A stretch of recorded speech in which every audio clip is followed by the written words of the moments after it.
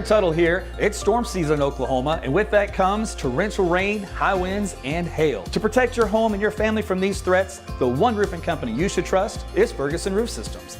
They've been providing the best in roofing services for nearly half a century. Ferguson is Oklahoma's full-service roofing company, certified with an A+ Better Business Bureau rating and a 5-star rating on Google.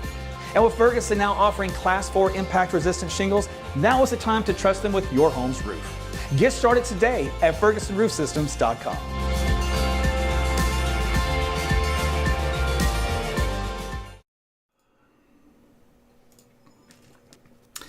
Hey there, Meteorologist Aaron Tuttle back with you again. It is time to talk about your weather. So thanks for joining me.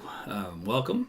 Tell your friends and family about AT's weather. Make sure you like the video so the algorithms know that you're interested and that they'll show it to others. So we can all play the game of social media. Let's see. And we're talking about some more rain. I know. You're like, what? That's news to me. Yeah. It's got more rain coming. And we'll show you the recap of what we've had so far for the rain to see if we're getting a little bit of a break. Feel bad for the wheat farmers. It was like, famine out there. You couldn't get a single drop of rain. And then all of a sudden it all came so fast. They were all out there just busting their behinds trying to salvage what they could before the fields got too wet. So they were dealing with that the last, if it wasn't, a week or so ago, it was this week as well. So that's kind of the way things go sometimes around here. Let me see here. There was one thing I want to do here real quick before we get started. So hang tight with me just for a minute. Got to click on another couple of buttons. I noticed a problem the other day, and I haven't quite found out where the gremlin resides. So until I do, I got to keep my eye on it. All right. Okay, so let's see. First thing I want to do, talk about the fact that, you know what? Let me post a link here. If you're getting late notifications when I go live or none at all on Facebook, you can click this link I just sent you, and then I'll send you a direct notification through your Facebook Messenger. Just make sure every now and then you re-opt in. In other words, there's a button on there that says Manage Messages. You'll have to hit that every now and then to make sure you stay up to date. Okay, so by the way, you guys on YouTube, thanks for checking in. As always, I see you. I'm waiting for Jim to check in with his rainfall toll. He's not there. He must be on his ham radio. You guys on Twitter, good to see you. And then also, of course, on Facebook. All right, so that's all done. Let's get on with the program here. Well, whoa, look at that. Is that the moon? What am I looking at over there? Is that a moon or a UFO? Let me pull up my camera so I can get a better view. I think that might be the moon. Man, that is bright. That's a great shot. I got lucky. So the sun just set, and temperatures out there are actually kind of cool. They're actually pleasant. A little chilly. I was sitting on the back porch, and I was like, wait, this actually feels cold out here. And believe it or not, there wasn't a wind at all with it. My winds out here are completely calm, and quite a difference, obviously. A few days can make around in Oklahoma. But yeah, I've got 0.0 miles per hour. I can't get any more calm than that. So that is a welcome sight. You can see temperatures are dropping. Okay, so let's take a look here at the radar because, yes, we do have some more rain that is showing up, but it's way out west. It's out across New Mexico and southeastern Colorado. So this activity is working its way slowly to the east, and it will eventually get going. And as it does, it's going to produce a little bit of, let's say a pretty decent cluster of storms. And they'll race down here. I say race. They'll move down here like this overnight into southwest Oklahoma. Now, the northern fringe of this is going to be kind of tipping into Oklahoma City area, central Oklahoma, and then points south. So, but by far and large, the heavier activity will be making its way to the south of us into southwestern Oklahoma. So that's kind of what's going on right now currently, and that's what we're looking forward to in the short term. Now, we talked about the winds out there, very calm here across the state, mostly kind of an east wind. Drifting across central Oklahoma, northeast wind up and around the Tulsa area. Let's see, a southeast wind up here in the Panhandle. High pressure is built in here at the surface for today. And look at these temperatures, by the way, this afternoon. Now, I checked the calendar. It does say June 2nd. Wow, what a day. Now, we talked about the drought, still ongoing out here in western Oklahoma. Now, this update happened, if you noticed, May 31st. So, it's not even on you can't see it on the map, but it says May 31st up here. That is obviously before the most recent rainfall. So, we won't take that into account as far as erasing some of those severities, but you can definitely see where the rain did fall. Heaviest are on I-40. We're between Clinton, Weatherford, Elk City, then points to the north. Radar estimates anywhere between 7, 8, 9. I saw some 10-inch estimates of rainfall, which we obviously led to some flash flooding and just flooding in general, aerial flooding, and then some good rains in southwest Oklahoma and, of course, southern Oklahoma yesterday and this morning. And then northeast Oklahoma, you guys didn't get much, but you know what? You have seen so much rain off and on this spring. It's about time you share the wealth. So think of it that way. All right, here's a look at how the severe weather threat may materialize for Saturday. Like, what? Yeah, so right now, large hail damaging winds. It's hard to pinpoint yet the most ideal location, but we're looking at probably west central Oklahoma, and then things kind of moving east. So we'll see with time. I'll show you some data about that here in just a second. Meanwhile, here's a look at the jet stream pattern. I want to show you what we're going to be getting into. Let's see. First thing is that you'll take a notice. Let me push this through time. Remember, the colors represent lift in the atmosphere. So as I go through time, here's Friday morning into afternoon. One little batch of energy moves through Oklahoma. Another one moves in on Saturday. But watch as we go through time here in the extended outlook. I'm going to go way out here. Monday, Tuesday of next week, Wednesday, Thursday, Friday, Saturday, all the way to Sunday on the 12th. So what you see on this pattern here is a region of high pressure here and low pressure here. And so in between, we end up with a kind of a cold northwesterly flow in the jet stream pattern, which means we're going to get a lot of cold air, at least what's left of it anyway, from up here in Canada, and it's going to spill southward.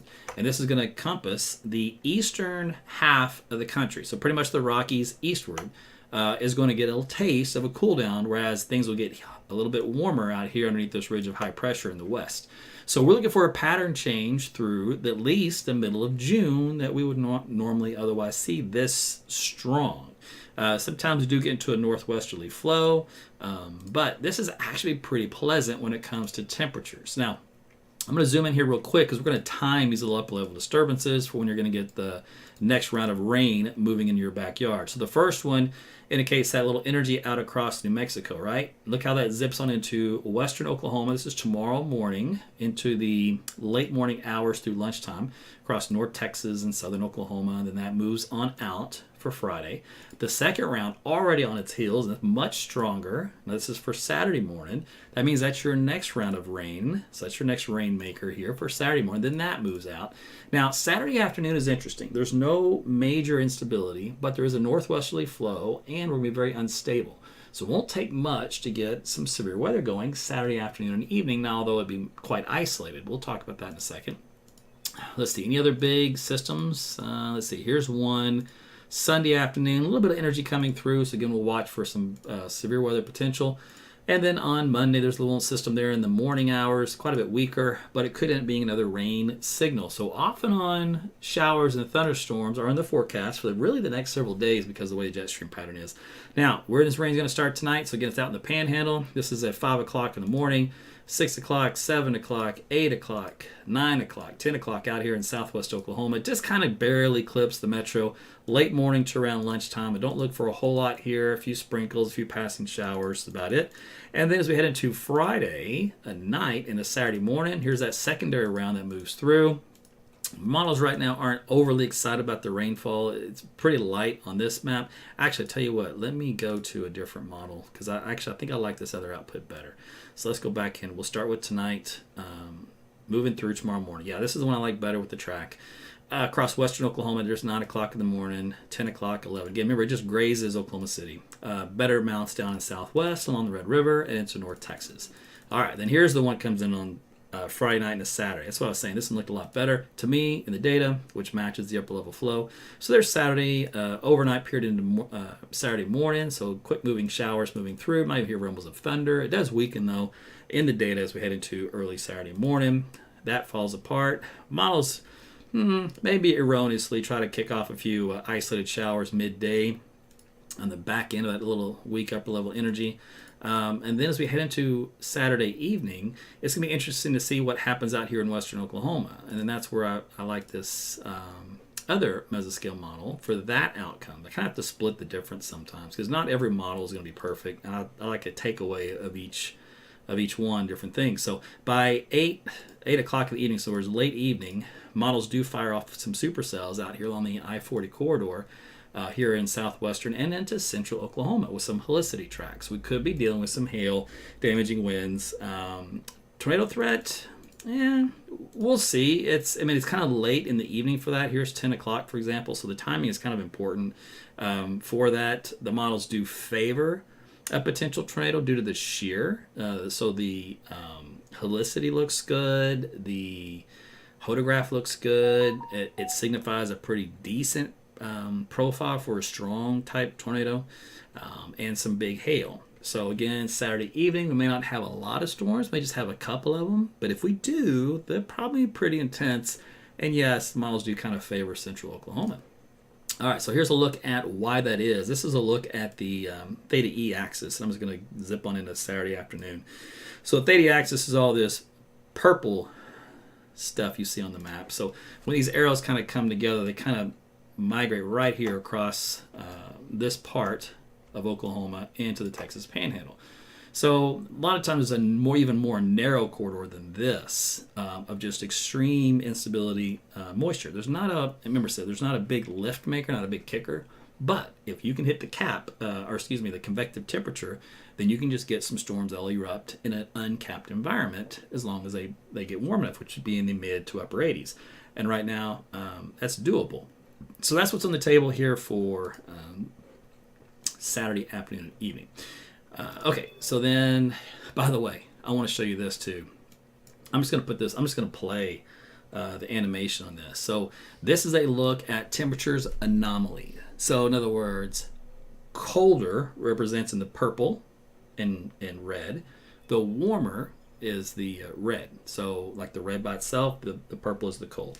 So remember, going through the first 2 weeks of June, watch how many of these cold air intrusions come in from Canada into the central and eastern part of the country.